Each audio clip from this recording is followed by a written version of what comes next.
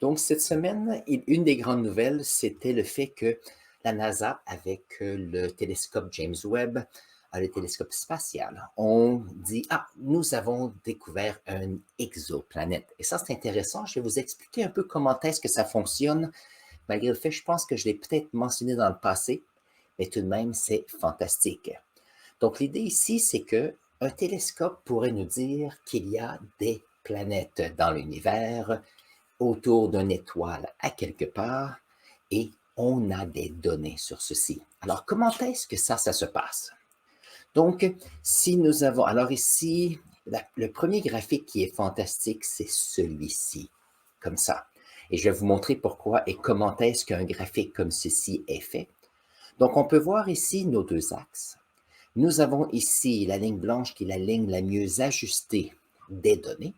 Mais on peut voir qu'en regardant les données ici de la brillance, donc de l'énergie reçue d'une étoile, on peut voir que c'est quand même assez constant.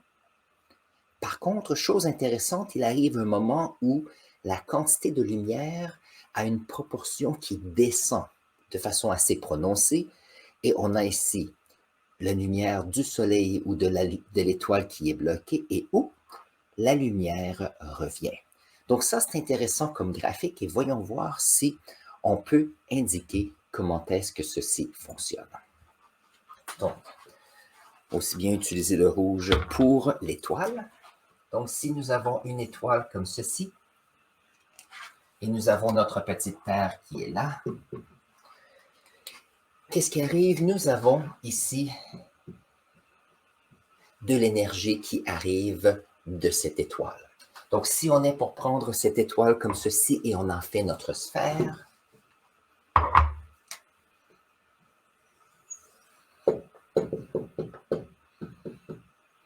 on a notre étoile. Maintenant, ce qui est intéressant, c'est que si nous avons une planète qui est en orbite autour de cette étoile, il y a plusieurs orbites possibles, bien sûr. L'orbite pourrait être comme ceci, mais chose intéressante, c'est que si nous avons un orbite qui est sur le même plan que la vision de notre petite planète Terre, on a ici une planète qui est en orbite. Et chose intéressante, c'est que si nous avons l'énergie du Soleil ou de l'étoile qui que la planète est devant cette étoile, on se retrouve avec, ici, on se retrouve avec une ombre. Donc ici, il y a une ombre sur cette étoile. Et donc, qu'est-ce qui arrive? C'est que si nous avons 100% de l'énergie de l'étoile qui vient vers nous, lorsqu'on a une planète qui est entre l'étoile et nous, la quantité de lumière diminue. Et donc, si on regarde le graphique ici, c'est exactement ce que nous avons. Donc ici, la brillance de l'étoile descend. Pourquoi? C'est qu'il y a un pourcentage de lumière qui est bloqué par cette planète jusqu'à ce que cette planète passe devant l'étoile et va continuer son orbite derrière. Et donc, on a ici le retour ici de la brillance. Donc ça, c'est quelque chose qui est intéressant.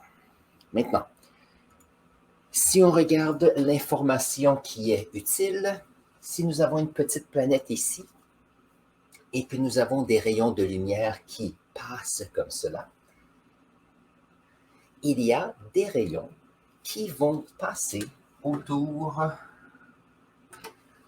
de, de cette planète. Et s'il n'y a pas d'atmosphère, les rayons du Soleil vont avancer sans aucun problème.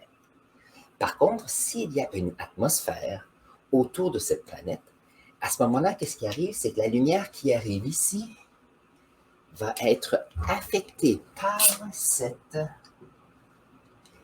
cette atmosphère. Prenons notre couleur, prenons ici, pourquoi pas, sera affectée par l'atmosphère. Donc, vous savez, lorsqu'on regarde un coucher de soleil ou un lever de soleil, nous avons les couleurs du ciel qui changent. Ça, c'est à cause des particules dans l'atmosphère et de la composition de celle-ci. Ça veut dire que lorsqu'on est sur notre petite planète Terre ici, on reçoit de la lumière qui vient de l'étoile, mais on reçoit aussi d'autres informations qui sont de la lumière qui sont un peu différentes. Et ça nous donne des indices sur ce qu'il y a comme atmosphère de cette planète. Maintenant, n'oubliez pas que ça, ce sont des recherches qui ont été faites l'année passée. Donc, les données qu'on a ici, si je me rappelle bien, ils ont été... Est-ce qu'on a les dates ici? Oui. On mentionne ici que ce sont des lectures qui datent du mois d'août de l'année passée. Donc, vous allez dire, mais pourquoi ça prend autant de temps pour avoir les nouvelles? Ah, ça, c'est intéressant. Donc, un jour, si vous êtes astronome et que vous investissez de l'argent, par exemple, dans le télescope spatial, ou vous donnez des sous pour avoir accès à l'information, alors l'idée ici, c'est que c'est un projet qui est public.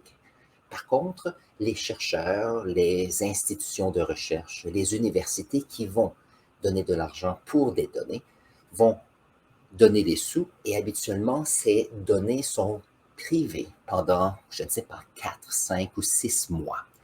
Durant ce temps, les chercheurs vont prendre les données, vont les interpréter, vont même publier leurs articles de recherche. Comme ça, c'est intéressant pour eux. Ils deviennent les premières personnes à proposer des solutions ou à interpréter ce qui est donné. Et une fois que ça s'est fait, là, on a toutes les données qui sont données ou qui sont disponibles pour le reste de la planète. Et ça, c'est important. Ça permet bien sûr une certaine exclusivité. Ça permet bien sûr de subventionner des grands projets, par exemple le télescope spatial international. Ça serait intéressant de savoir combien coûte peut-être l'accès à certaines données. C'est une bonne question, je ne sais pas. Donc, imaginez, depuis le mois d'août, on a le septembre, octobre, novembre et décembre, le télescope James Webb ramasse un paquet de données et donc on a plein de données disponibles qui sont utilisées par la recherche. Ça veut dire que d'ici, dans le mois de février, mars et avril, nous allons avoir à chaque mois beaucoup de choses intéressantes.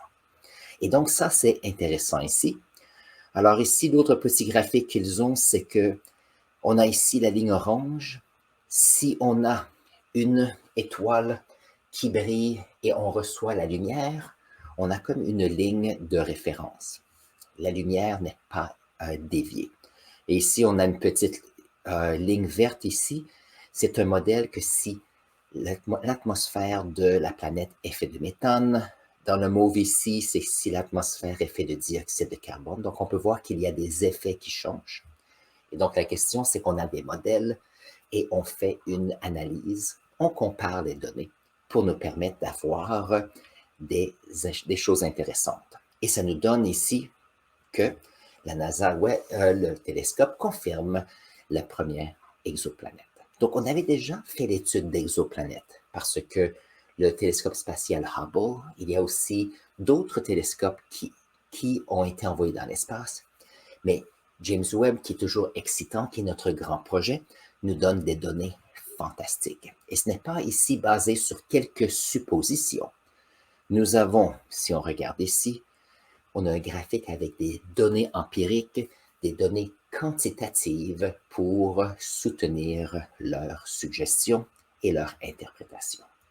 Et ça, c'est toujours excitant lorsqu'on fait la recherche en astronomie. Et bien sûr en astrophysique. À mon école, j'ai un club de STEM et puis il y a des personnes qui sont super intéressées en astrophysique, un peu comme moi. Et c'est toujours excitant de discuter d'informations comme cela. Si vous avez appris quelque chose d'intéressant aujourd'hui, n'oubliez pas de vous abonner à notre chaîne. Si vous avez des questions supplémentaires, mettez-les dans la section commentaires. Ça me fait toujours plaisir de les lire et les utiliser pour faire nos prochaines vidéos. Sur ce, prenez un instant et je vais mettre ici un lien pour une autre vidéo pour vous et on se voit dans la prochaine vidéo.